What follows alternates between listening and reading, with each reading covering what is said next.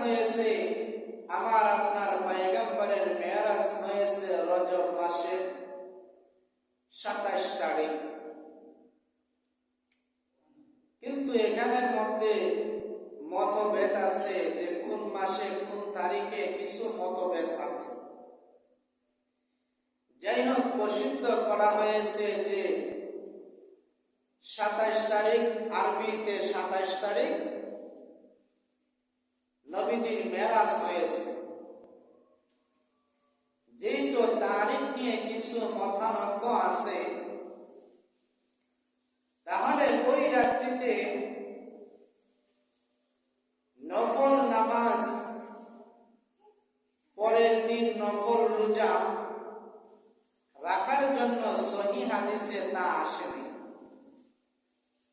না আসার কারণ হইল, কারণ তারিখ নিয়ে কিছু মতভেদ আছে।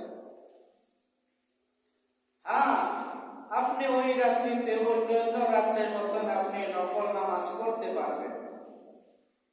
অন্যান্য দিন যেই রকম ভাবে নফল রোজা রাখেন, পরের দিন আপনি নফল রোজা রাখতে পারবেন। কিন্তু মেরাজ যে হয়েছে এটা সত্য ঘটনা। এই ঘটনাটা কোরআনের মধ্যেও আছে, হাদিসের মধ্যেও আছে, ইতিহাসের পাতার মধ্যেও আছে। চিল্লায়া বলেন সুবহানাল্লাহ। তাহলে মেরাজ নিয়ে কেউ অস্বীকার করতে পারবে না। মেরাজ যে নবীর হয়েছে এটা সত্য। আল্লাহু আকবার। আল্লাহর নবী, মায়ার নবী ডাক দিয়া বলেন, হে পৃথিবীর মানুষেরা শোনো, আল্লাহ রাব্বুল আলামিন আমাকে প্রথমে বাইতুল্লাহ থেকে বাইতুল মাকদিসে নিয়ে যান, সেখান থেকে সপ্তম আসমানের উপরে নিয়ে যান। এরপরে আল্লাহ তাআলার সাথে আমার অনেক আলাপ আলোচনা হয়েছে। ওই রাত্রিতে আবার দুনিয়ার জমিনে এসে আমি মুহাম্মদ ফজরের জামাত আদায় করেছি। চিল্লায়া বলেন সুবহানাল্লাহ। কিন্তু মেরাজ যে আমার আপনার পয়গম্বরের হয়েছে এটা সত্য, এটাকে কেউ অস্বীকার করতে পারবে না। কোন ব্যক্তি যদি অস্বীকার করে তাহলে তার ঈমান থাকবে না। কি থাকবে না? ঈমান থাকবে না। আল্লাহু আকবার। আমার আপনার পয়গম্বরের যে মেরাজ হয়েছে, ওই মেরাজ সম্পর্কে কোরআনের মধ্যে তুলে ধরেছেন, ওই মেরাজ সম্পর্কে হাদিসের মধ্যে তুলে ধরেছেন, ওই মেরাজ সম্পর্কে ইতিহাসের পাতার মধ্যে তুলে ধরেছেন। কিন্তু কেউ যদি মেরাজকে অস্বীকার করে তার ঈমান থাকবে না। এতে আমার যুক্তিতে ধরুক আর নাই ধরুক, বিজ্ঞানীটা বিশ্বাস করুক আর নাই করুক, যেহেতু কোরআনের মধ্যে আছে নবীজির মেরাজ হয়েছে, এটাই সত্য, এটাই আমি বিশ্বাস করতে হবে। ঠিক না বেঠিক? মাঝে মধ্যে ঠিক বেঠিক কইলে আমার একটু ফায়দা হয়, কারণ আপনারা যখন ঠিক বেঠিক কইবেন তখন আমার বয়ান করতে একটু সুবিধা হয়, যে আমি মনে করবো আপনারা আমার বয়ান বুঝতেছেন। তো মেরাজ যে হয়েছে এটা সত্য ঘটনা। আমার আপনার পয়গম্বর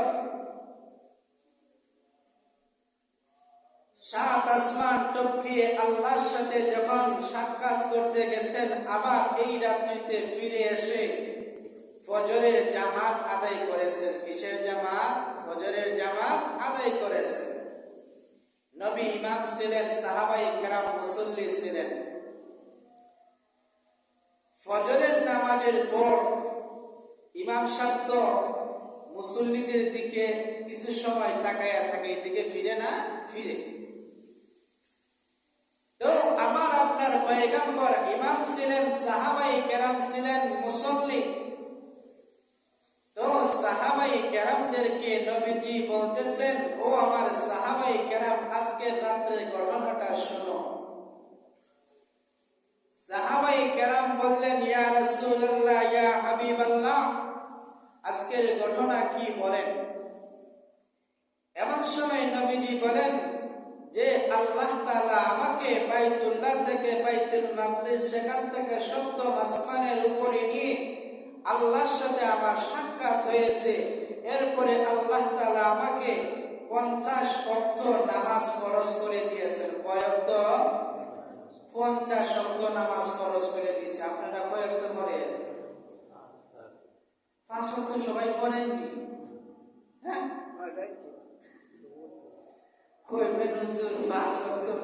সারা সপ্তাহে একদিন আপনার সাথে দেখা করবার লাগে, আপনি মসজিদে আসেন না গেছেন দেখবার লাগে। 50 ওয়াক্ত যদি নামাজ থাকতো, বিয়া করার সময় পাই হইলেন, নামাজ পড়তে পড়তে দিন গেল, বিয়া হবো সময় 5 ওয়াক্তের সময় দিতে পারে না। কয়েকটা সময় দিতে পারে না, 5 ওয়াক্তের সময় দিতে পারে না। আগে যাক, বিয়ার এক কথা দুই সময় লাস্টে করি। তো নবীজি যখন এই রকম বিস্তারিত ঘটনা সাহাবায়ে কেরামদের সামনে যখন বর্ণনা করলেন, মক্কার বেঈমান কাফেররা বলে যে এক রাতের ভিতরে মুহাম্মদ বাইতুল্লাহ থেকে বাইতুল মাকদিস, সেখান থেকে সপ্তম আসমানের উপরে গিয়ে আল্লাহর সাথে সাক্ষাৎ করে আবার দুনিয়ার জমিনে আসে ফজরের নামাজ পড়াইছে। এটা তো পাগলের কথা, বলেন নাউজুবিল্লাহ। আল্লাহ যদি চায়, কি না আল্লাহ পারে? হ্যাঁ, আল্লাহ চাইলে কি না পারে? ওই যে আমেরিকা, যারা ফেসবুক চালান, ইউটিউব চালান, পত্রিকায় দেখেন, আমেরিকায় আপনার এক জায়গার মধ্যে এমন আগুন লাগছে, তারা ফায়ার সার্ভিসে এই যে পানিতে আগুন তো আর নিবে না। কি নিবে না? আগুন নিবে না। না নিবারও কারণ আছে, কারণ এটা আগুন না, এটা তাদের উপর গজব। কি? তাদের উপর গজব। জঙ্গলের মধ্যে লাগতে লাগতে এখন বিল্ডিং এর মধ্যে লাগছে, যার 5 তলা 10 তলা 50 তলা 100 তলা ছিল, সব ফুরিয়ে সরকার। যে বেটা ছিল কোটিপতি, ওখানে এই বেটা হয়ে গেছে রাস্তার ফকির। কি হয়েছে? রাস্তার ফকির। কারণ এই দেশের মানুষেরা তো মুসলমান না, কিনা? মুসলমান না, কিন্তু মুসলমানদের মারার লাগে অনেক সাহায্য করছে তারা। ফিলিস্তিনের মুসলমানদের তারা অনেক সাহায্য করছে, অন্যান্যরা তারা মারবার লাগে। আল্লাহ বলেন, আমি ছাড় দেই কিন্তু ছেড়ে দেই না। কি দে? ছাড় দে, ছেড়ে দেই না। আল্লাহ বলেন, ধৈর্য ধরো, ধরবো, যে সময় ধরবো এই সময় আর ছাড়তাম না। তারা কত চেষ্টা করে, আগুন ডুবাইতে পারে না, কারণ এটা আল্লাহ তাআলার গজব। কি? নাফরমানি করতে করতে যখন অতিরিক্ত হয়ে যায়, তখনই আল্লাহ ধরে। কি ধরে? তখনই আল্লাহ ধরে। এই জন্য সকল ধরনের গুনাহ থেকে আল্লাহ তাআলা আমাদেরকে যেন হেফাজত করেন। সকলে বলেন আমিন। তো মক্কার বেঈমান কাফেররা বলতেছে, এটা তো পাগলের কথা, আমার আপনার নবীর পাগল হয়। কি কয়? জুরে নাউজুবিল্লাহ কইতেন না? জুরে পড় নাউজুবিল্লাহ। এখন তারা চিন্তা করছে, চলো মুহাম্মদের বড় শিষ্য হইল আবু বকর। নাম কি? আবু বকর। চলো আবু বকরের কাছে যাই, দেখি আবু বকরে কি বলে। এমন সময় ওই মক্কার বেঈমান কাফেররা হযরতে আবু বকরের কাছে গেলেন। আর এই দিন হযরতে আবু বকর ফজরের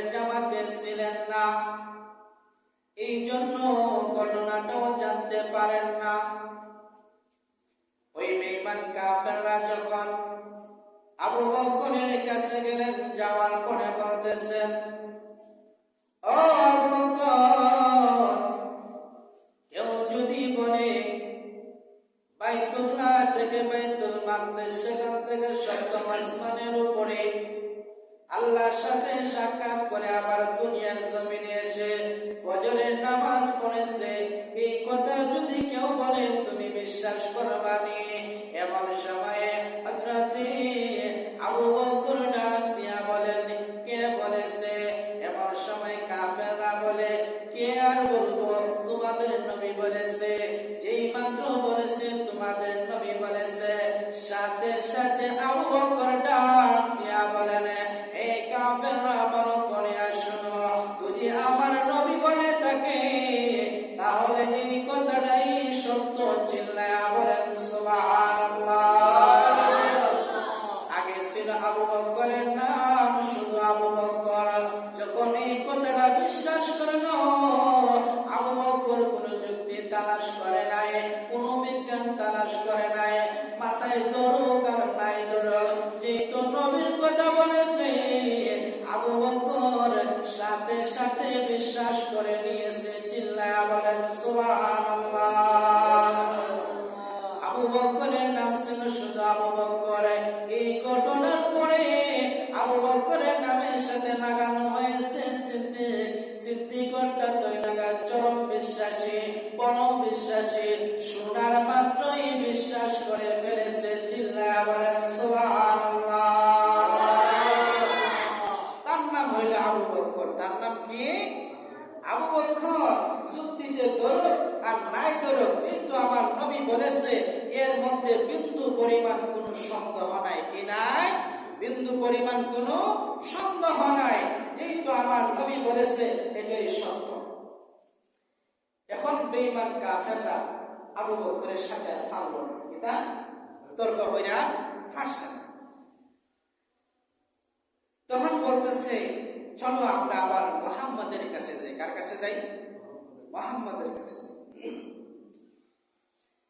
বেঈমান কাফেররা আবার আপনার পয়গম্বরের কাছে গেছে। যাওয়ার পরে বলতেছে, ও মুহাম্মদ, তারা তো বেঈমান কাফের, তাদের মাতের কোন স্টার আছে, নবীর সম্মান কি তারা বুঝেনি? বুঝে না। তখন বলতেছে, ও মুহাম্মদ, তুমি যে বাইতুল্লাহ থেকে বাইতুল মাকদিস গেছো, হোসেন বাইতুল মাকদিসের কয়টা সিঁড়ি আছে, কয়টা জানালা আছে, কয়টা দরজা আছে? আচ্ছা কর, নবী কি এই জায়গার মধ্যে গেছে সিঁড়ি করবার লাগিয়ে জানালা দরজা করবার লাগিয়ে গেছে? আপনি যদি একজন মেহমানের বাড়িতে যান, এবারের বাড়িতে সিঁড়ি করবেন নি, জানালা করবেন নি, দরজা করবেন নি? হ্যাঁ? তো তারা এমন একটা প্রশ্ন করে বসছে। তো বলতেছে, মুহাম্মদ বলো তো, তুমি যে বাইতুল্লাহ থেকে বাইতুল মাকদিসে গেছো, সেখানে বলো বাইতুল মাকদিসের কয়টা জানালা আছে, কয়টা দরজা আছে, এটি বলো। কারণ নবীজি এগুলো গোনার লাগি গেছে, গোনার লেগে গেছে। এখন নবীজি এমন পেরেশান হইছে, এখন যদি তাদের প্রশ্নের জবাব না দিতে পারে তাহলে নবীজি তাদের কাছে মিথ্যাবাদী বলে প্রমাণিত হবে। আর যদি আমার আপনার পয়গম্বর মিথ্যাবাদী প্রমাণিত হয়ে যায় তাদের কাছে, আল্লাহ তাআলাকে সেটা বরদাস্ত করব নিয়ে সইত না। কিন্তু নবীজি এমন পেরেশান হইছে, এই দিনের মতন কোন সময় এইরকম পেরেশান হয় না যে আমি যদি তাদের প্রশ্নের জবাব না দিতে পারি তাহলে তারা তো আমার মিথ্যাবাদী বলবে। এমন সময় আল্লাহর নবী, মায়ের নবী ডাক দিয়া বলেন, মুসলিম শরীফের হাদিসের কথা বলতেছি। মুসলিম শরীফের হাদিসের মধ্যে এসেছে, ফাজাল্লাল্লাহু লি বাইতুল মুকাদ্দাস ফাতুফিখতু উখবিরহুম আন আয়াতিহি ওয়া আনা আনজুর। আল্লাহর নবী ডাক দিয়া বলেন, হে পৃথিবীর মানুষেরা শোনো, আমি যখন পেরেশান হয়ে গেছি, এমন পেরেশানি আমার ভিতরে এসে গেছে, আল্লাহ রাব্বুল আলামিন এমন সময় বাইতুল মাকদিসকে আমার চোখের সামনে তুলে ধরেছে। চিল্লায়া বলেন সুবহানাল্লাহ।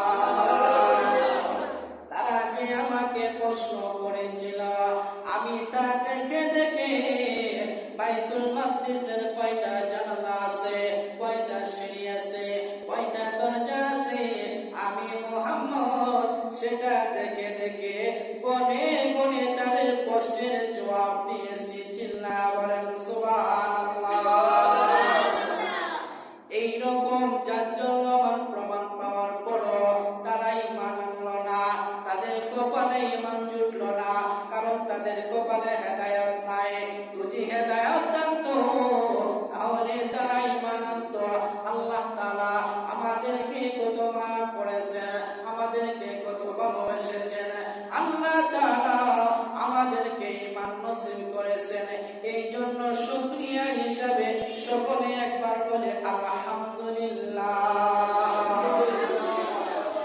আমরা ঈমানের জন্য কোনদিন আল্লাহর কাছে দরখাস্ত করছিলাম নি যে আল্লাহ আপনারা মুসলমান করে জন্ম দাও আর আপনারা ঈমানদার বানাও? কোনদিন দরখাস্ত করছি না। যেহেতু আল্লাহ তাআলা আমাদেরকে মায়া করছেন, আল্লাহ তাআলা আমাদেরকে দয়া করছেন, আর দয়া করে মুসলমানের করে জন্ম দিয়েছেন, আর আমাদেরকে ঈমান নসিব করেছেন। এই জন্য ঈমানের উপর থাকতে হলে আল্লাহর কাছে দোয়া করতে হবে। কি করতে হবে? আল্লাহর কাছে দোয়া করতে হবে। কারণ আপনি আমি যদি আল্লাহর কাছে দোয়া করি তাহলে ঈমানের উপর থাকা আমাদের জন্য সহজ হবে। কি হবে? সহজ হবে। অনেক জ্ঞানী মানুষরা কিন্তু ঈমান আনবো দূরের কথা, আল্লাহকে বিশ্বাস করে না। এমন আছে না মানুষ? অনেক নাস্তিক আছে যে ঈমান আনবো দূরের কথা, আল্লাহকে বিশ্বাসই করে না। যাই হোক, আল্লাহ তাআলা যেহেতু আমাদেরকে দয়া করছে, মায়া করছে, আমাদেরকে ঈমান নসিব করছেন, আমাদেরকে ঈমানের উপর টিকে রাখছেন, এই জন্য সবসময় আমরা শুকরিয়া আদায় করতাম। কি করতাম? শুকরিয়া আদায় করতাম। কিন্তু মেরাজ যে হয়েছে এটার মধ্যে বিন্দু পরিমাণ অবিশ্বাস করা যাইবে না, বিন্দু পরিমাণ সন্দেহ করা যাইবে না। যেই ব্যক্তি সন্দেহ করব তার ঈমান থাকতো না। কি থাকতো না? ঈমান থাকতো না। আল্লাহ রাব্বুল আলামিন বলেন, ইন্না যায়্যানাস সামাআদ দুনিয়া বিজিনাতিল কাওয়াকিব। আল্লাহ রাব্বুল আলামিন ডাক দিয়া বলেন, হে পৃথিবীর মানুষেরা শোনো, আমি আল্লাহ প্রথম আসমানকে গ্রহ নক্ষত্র দ্বারা সজ্জিত করেছি। চিল্লায়া বলেন সুবহানাল্লাহ। আল্লাহ তাআলা বলেন, প্রথম আসমানকে আমি গ্রহ নক্ষত্র দ্বারা সজ্জিত করেছি, সাজাইছি। এর উপরে প্রথম আসমান, এর উপরে দ্বিতীয় আসমান, এর উপরে তৃতীয় আসমান, এর উপরে চতুর্থ আসমান, এর উপরে পঞ্চম আসমান, এর উপরে ষষ্ঠ আসমান, এর উপরে সপ্তম আসমান। ওই সপ্তম আসমানের উপরেই হইল জান্নাত। চিল্লায়া বলেন সুবহানাল্লাহ। তাহলে ওই যে নবীজি মেরাজে গিয়েছিলেন, মেরাজে যাওয়ার পরে আল্লাহ তাআলা জান্নাত জাহান্নাম দেখাইছে। কি দেখাইছে? জান্নাত জাহান্নাম দেখাইছে। এক যুগের মানুষেরা এমন ছিল যে তারা নবীজি যে মেরাজে গেছে এটা তারা বিশ্বাসই করতো না। কি করতো না? এত দূরের পর এক রাত্রির বিদ্যা যাইব গিয়ে আবার ফিরে আইব, এটা তো মাথা ধরে না। কি ধরে না? মাথা ধরে না। কারণ বেঈমান কাফিরদের একটাই যুক্তি ছিল, যখন কোনো কিছু পারতো না তখন তাদের একটা ডায়লগ ছিল যেটা ফাগল। এটা ফাগল, এটা ফাগলের কথা। কার কথা? ফাগলের কথা। ফাগল বলতে তো একদম সোজা লাগে। কি লাগে? সোজা লাগে। এখন যখন বিজ্ঞান তালাশ করে দেখছে যে না যাওয়া যাইব, এখন মানুষেরা বিশ্বাস করে। সুবহানাল্লাহ বলেন না? তাহলে আমার আপনার পয়গম্বর কি নিজের ব্যক্তিগতভাবে গেছেন না আল্লাহ নিছে? আল্লাহ নিছে। আল্লাহ দুদিন নিয়ে তাহলে কোনো মানুষে বেন্টের মধ্যে ধরুক আর নাই ধরুক, যে নবীজি এক রাতের ভিতরে বাইতুল্লাহ থেকে বাইতুল মাকদিস, সেখান থেকে সপ্তম আসমানের উপরে গিয়ে আল্লাহর সাথে সাক্ষাৎ করেছে, আবার ওই রাত্রির ভিতরে আল্লাহ তাআলা আবার দুনিয়ার জমিনে ফিরাইয়া দিছে, এটা কি আল্লাহর জন্য সম্ভব না অসম্ভব? সম্ভব। আমার মাথা যতটুকু ধরে আর কি, মানুষ তো ছোট মোটো, মাথাও ছোট মোটো, হাঁটিও কিন্তু একটু বড় করে রাখছি, এটা রাখছি আর টিউবটিতে একটু বড় করে রাখছি। তো আমার ছোট মাথায় মানুষের ছোট বয়স একটা বেশি না ওইটা আবার কম নাই, 31 হয়ে গেছে না, হয়ে গেছে মাত্র ফুয়ায় একটা, কয়টা কি একটা কয়টা যাক আমার তো ফুয়া একটা আছে আলহামদুলিল্লাহ। অনেক বেড়া গেছে 40-45 হয়ে যাবে, বিয়া করার খবরই নেই, কি নাই এর বিয়া করার দরকার নেই, 50 হলে বিয়া করবো, তাইলে করবো 50 সেটা করবো, এর খাবো এটা খাবো। তো কোন কথা ছিলাম মনে আছে না? আপনাদের মনে আছে? হ্যাঁ, তো কই ওয়াজ করি, আমারটা আমারই মনে করা লাগবে, কারটা আমারটা আমারই মনে করা লাগবে। তো আমি বলছিলাম যে আল্লাহ তাআলা বাইতুল্লাহ থেকে বাইতুল মাকদিস, সেখান থেকে সপ্তম আসমানের উপরে নিয়েছে, এই কথাতে আসলাম, ঠিক আছে না? এই কথাটা, এই জিনিসটা আল্লাহর কাছে অসম্ভব না, এটা হলো আল্লাহর কাছে সম্ভব। তো বিজ্ঞান যখন বলেছে যে না এখন যাওয়া যায়, কি এখন যাওয়া যায়, তখন মানুষেরা বিশ্বাস করে। আগের যুগের মানুষেরা বিশ্বাস করতো না, এক যুগের মানুষেরা বিশ্বাস করতো না। বিশ্বাস না করার তার কারণ এটাই পাইছে যে উর্দু আকাশে তো আপনার বরফের খণ্ড আছে, উর্দু আকাশে তো আপনার অনেক তাপমাত্রা আছে, অক্সিজেনের অভাব আছে, তাহলে এই জায়গার মধ্যে একজন মানুষকে আপনি বাঁচবো। তাদের যুক্তিটা এটা ধরছিল। যুক্তি আবার কিন্তু খারাপ না, যুক্তিটা খারাপ না, কিন্তু আল্লাহ চাইলে সব সম্ভব, আল্লাহ চাইলে সব সম্ভব। এই জন্য কেউ যদি মেরাজকে অস্বীকার করে তাহলে তার ঈমান থাকবে না, কি থাকবে না? ঈমান থাকবে না। কথার মধ্যে একটা মনে হয়েছে। তো আল্লাহ তাআলা যেই রাতে রজবের 27 তারিখ নবীজিকে যখন আল্লাহর কাছে নিয়ে গেছে, রাত্রের কিছু অংশ, কি পুরো অংশ না, কিছু অংশ, এর অতটুকুই আমার মাথার ধরে যে এই যুগের মানুষেরা যতটুকু বড় হয়েছিল অতটুকুই আল্লাহ রাখছে। নূরটা যতটুকু বড় হয়েছিল অতটুকু তারে আটকায়া রাখছে, চুলটা যতটুকু বড় ছিল অতটুকু আটকায়া রাখছে। কেন রাখছে? আল্লাহ বলেন যাতে আমার নবী এগুলা আইয়া জাগা মতো আবার পায়, এটা ঠিকঠাক মতন আবার পায়। এখন চিন্তা করেন আল্লাহ রাত্রি বড় করছে না শুরু করছে, আল্লাহ আমার কথা বলছেন না? তো যেই রাত্রিতে আমার আপনার পয়গম্বরকে আপনার আল্লাহর কাছে নিয়ে যায়, এই সময় তো বিমান ছিল না, কি ছিল না? বিমান ছিল না। এমন একটা বাহন নবীর কাছে আল্লাহ তাআলা পাঠাইছে, এটার নাম হইল বুরাক। নাম কি? বুরাক। এটা হইল গাধার থেকে ছোট, আরেকটা কি একটা শব্দ হয়েছে যে কচ্ছরের থেকে একটু বড়। এটার পাওয়ার এমন পাওয়ার, আমরার মনে হলো চোখের দৃষ্টি ইমেদি খোলামেলা থাকলে মনে হলো ধরে আপনার গলা বাজার, কই ধরে গলা বাজার, এদিক তো দেখাই না। উফরে চাইলে তো পুরো আসমানই ধরে, ধরে কি ধরে না? আসমান ধরেনি। আসমানের যে চন্দ্র আছে দেখা যাইতেছে, তারা আছে এগুলো দেখা যাইতেছে, তাহলে আমাদের চোখের পাওয়ার ধরে।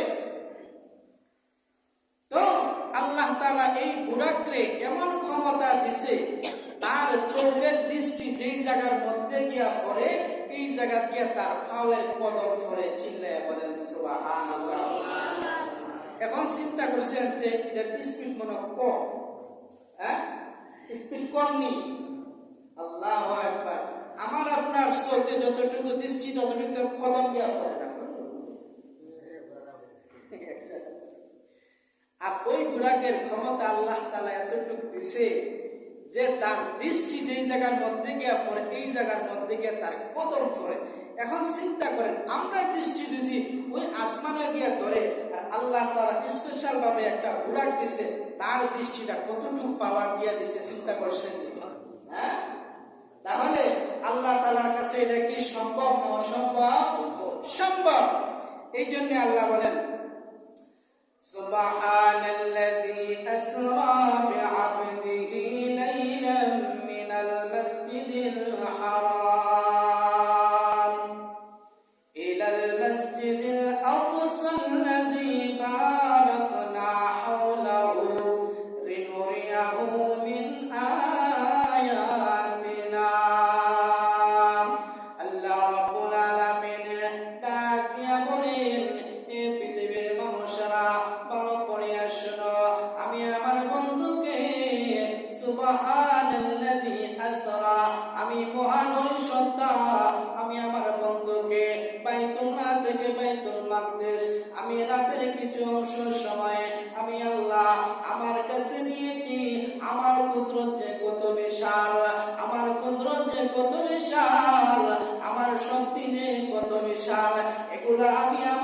বন্ধুকে দেখানোর জন্য আমি আমার বন্ধুকে আমার পাশে এনেছি। চিল্লাইয়া বলেন সুবহানাল্লাহ। আল্লাহ রাব্বুল আলামিন বলেন, আমি আমার বন্ধুকে জান্নাত দেখাইছি, জাহান্নাম দেখাইছি, সকল কিছু যা আছে সকল কিছু আমি আমার বন্ধুকে দেখাইছি, যাতে দুনিয়ার কোন মানুষেরা সন্দেহ না করতে পারে। কারণ জান্নাত জাহান্নামের কথা হলো ঈমানের কথা, যাতে কোন মানুষেরা সন্দেহ না করতে পারে যে জান্নাত জাহান্নাম আছে না নাই, এই কথা যাতে সন্দেহ না করতে পারে। আমার আপনার পয়গম্বরকে ভুল শত্রুরা পর্যন্ত আমার নবীকে মৃত্যু বলতে পারে না, মৃত্যু বলতে পারে না। আমার আপনার মতন হাজার মানুষকে যদি জান্নাত জাহান্নাম দেখানো হতো, আর আমরা আসিয়া দুনিয়ার জমিনে দুনিয়ার মানুষকে যদি বলতাম, মানুষেরা বলতো যে এটা হতে পারে না হইতে পারে, এটা হতেও পারে নাও হতে পারে, যে তোমরা পরিকল্পনা ভাবে আপনারা এটা কইতেছে। কিন্তু আমার আপনার পয়গম্বরকে যখন দেখাইছে, যাতে আমার আপনার মতো লক্ষ মানুষের দেখাচ্ছে, আমার আপনার পয়গম্বরের একাই দেখা বেশি বিশ্বাসযোগ্যতা রাখে। চিল্লায়া বলেন সুবহানাল্লাহ। কারণ মেরাজ যে হয়েছে এটা সত্য ঘটনা। কি ঘটনা? সত্য।